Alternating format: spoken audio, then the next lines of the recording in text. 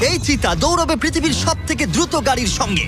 দেখা যাক কে জেতে। ও চিতা, আচ্ছা ঠিক আছে, আমি আবার ডেকে নেবো। এই চিতাকে পৃথিবীর সব থেকে দ্রুত গতির প্রাণী বলা হয়ে থাকে। এর গতি এত বেশি যে একে হারাতে হলে মানুষের প্রয়োজন একটা ফর্মুলা ই রেস কারের, না হলে অসম্ভব। আর সেই জন্য আমি একটা গাড়িকে নিয়ে আসিনি, বরং একে হারাতে আমি 3টে গাড়ি নিয়ে এসেছি। শুরু করবো আমরা এই গল্ফ কার ভার্সেস চিতা দিয়ে। ওকে একবার দেখো।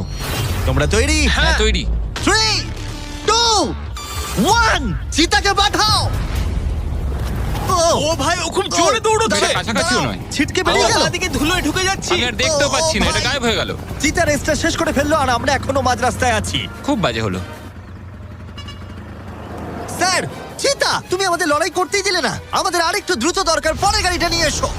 আমরা সবাই জানি একটা গল্ফ কার চিতাকে হারাতে পারবে না, কিন্তু এই পরের রেসে মোটর গাড়ির ইতিহাসে সবচেয়ে সুন্দর গাড়ি কিনতে আমি একটু খরচ করিনি। আর এটা আমি একদম সত্যি কথা বলছি। মিনি ভ্যান ভার্সেস চিতা।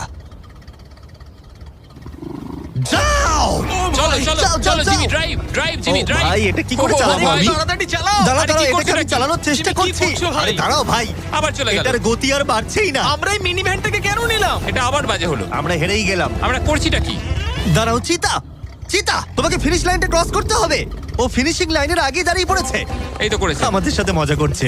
আমার মনে হয় পশুদের আমাদের সাথে মনে কাজ হয়- করলে এরকমটাই হয়। ও আমাদের জন্য দুঃখিত। হ্যাঁ, ফর্মুলা ই কারের সাথে চিতা রেসের আগে আমাদের এটাকে বাঁচাতে হবে ওভার হিটিং এর হাত থেকে। তার মানে আমাদেরকে এটা করতে হলো। আমি চিতাটাকে হাই বলতে চাই। কি? কেমন আছো?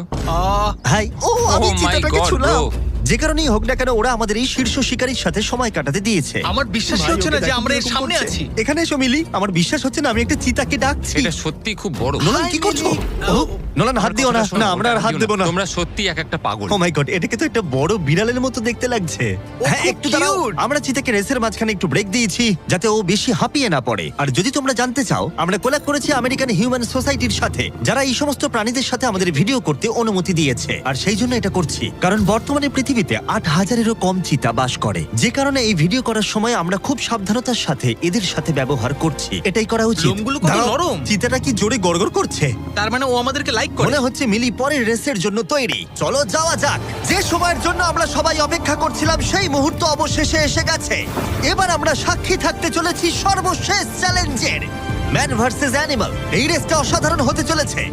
যদি এটাকে কেউ নষ্ট করতে পারে, সেটা একমাত্র নোলানই হবে। আধুনিক ইতিহাসের সব থেকে গুরুত্বপূর্ণ উত্তরটা দেওয়া যাক।